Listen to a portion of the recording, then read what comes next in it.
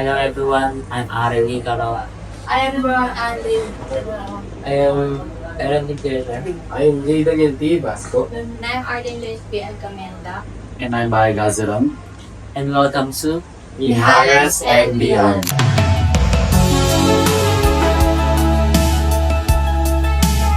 Today we're diving into a math life with Lockyer formula. When everything's overwhelming and the pressure just keeps building, We will talk about the stress, the burnout, and how do we keep going on when there's no easy answer. Yun. May tatlong katanungan ako. Tungkol sa ano natin. Kasi nga, iba STEM tayo. Unang katanungan. Naranasan niyo na bang mag-give up? Siyempre, naisip ko na rin. Kasi ito mahirap. Hirasa. Kala ko maano lang siya. Hindi ako mahirap. Pero hindi na sa akin ganito kayo hirap. Lalo na yung mga subject. Kung nagkaroon tayo ng subject na physics, doon talaga ako pinaka-nahirapan eh. Tayo ba? Ako, minsan, hindi naman pala. Hindi ko na feel na nag-give up ako. Pero, gusto ko mag-restart. Gusto ko ba maayos. Gusto ko maayos yung flow ng pag-aaral ko. Kasi may mga kapatid ako na mas matatanda sa akin. Nakagraduate sila ng mas maayos. Paano yung akin? Dapat maayos yung akin, maganda-dagan. Dapat masusunda sa inyo.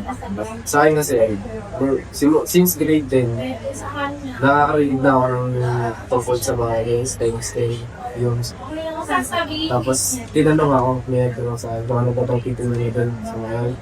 At na ako, pinili ko, STEM, kasi nga math, science, and hindi naman sa sa pagmamaya ko, okay naman yung grades ko sa math, tsaka sa science. Kaya, tapos nung nag-enroll ako dito, sa school natin, pinili ko yung math related, tapos minsan, sabihin natin may struggle, nakakaranas tayo ng struggle, tsaka stress ko, hindi naman may iwasan. Pero never ako nakapil na mag-give up kasi nga, isipin mo mag-give up ka, ikaw yung aasahan nila. Ikaw na yung malapit ka, kumbaga malapit ka isang action sa isa o dalawa, ako na lang nag-graduate ka na, diba? Ikaw yung aasahan ng pag-give up. Never ako nakapil ka. Wala na. Sa pangalawang tanong. Tatahimik lang tapos yun.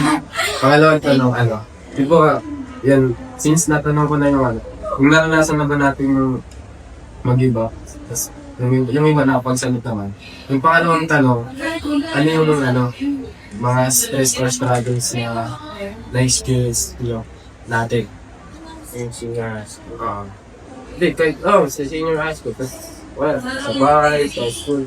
Ang filter for me, yung mga comparison, tsaka yung pressure din. Kahit minsan kasi hindi kami na-pressure ng magulang, hindi nila sinasabi ko. Pero yung mga times na kinakompare ka nila sa ibang tao, nakaka-pressure yan na dapat gawin mo yung sobrang best mo kasi alam mo na ginagawa mo yun. ayun nga, parang ang dali lang din kasi ma-compare kahit hindi talaga nasasabi directly.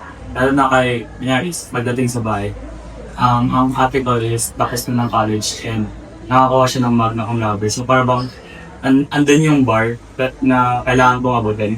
Pero parang ang hirap talaga siya abutin. Tapos lalo na pagdating na ito, nung pagpasok ko dito sa school na student and meron yung math related.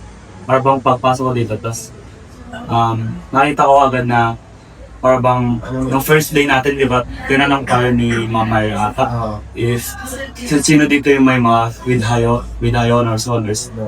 Parang pas nung day na yan, di ba, parang ang dami talagang with honors. So parang ang daling ma-compare na hindi mo sure kung bilang ka pa talaga dito or STEM ka ba talaga dapat.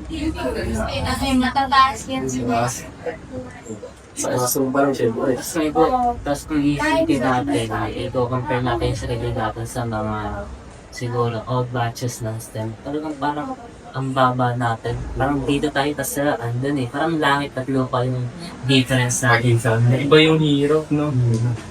Kasi sila nakaranas sila sa isang araw. Ang pagkakaroon sa isang araw, walang sali sila, tapos may iba din ba pa event pa yun na hinapin. Dati, araw-araw pa, no? Halos gabi na sila umuwi.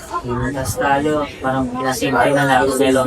Parang hirap pa rin tayo. Tapos naisipin natin, ano tayo, kung walang K-12, supposed to be college tayo. Pero parang ganito lang tayo. Parang di pa Parang hindi pa tayo tayo. rin. Hindi pa Parang, natin. no, high school life pa rin. Parang grade 7 pa rin ako eh.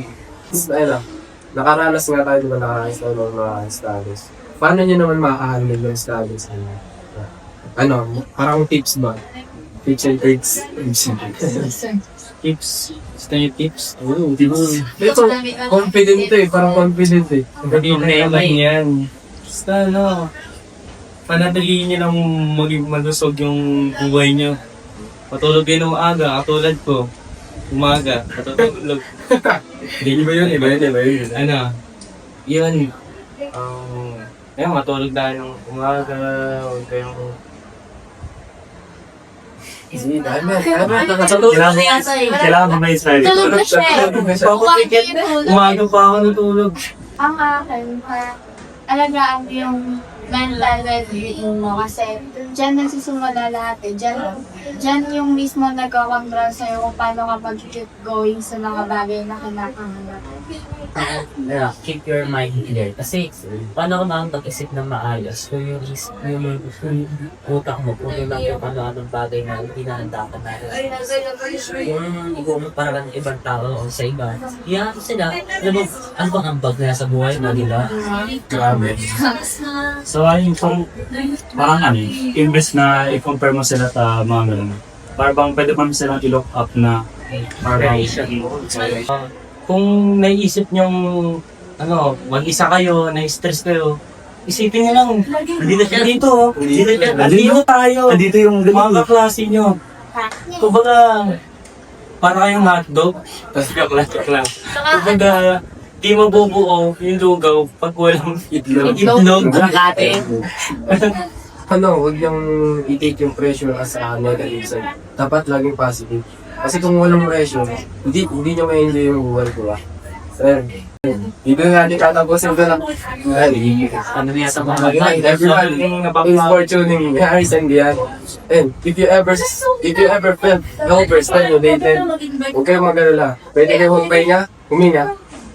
Maraming salamat. Bye-bye! Sabay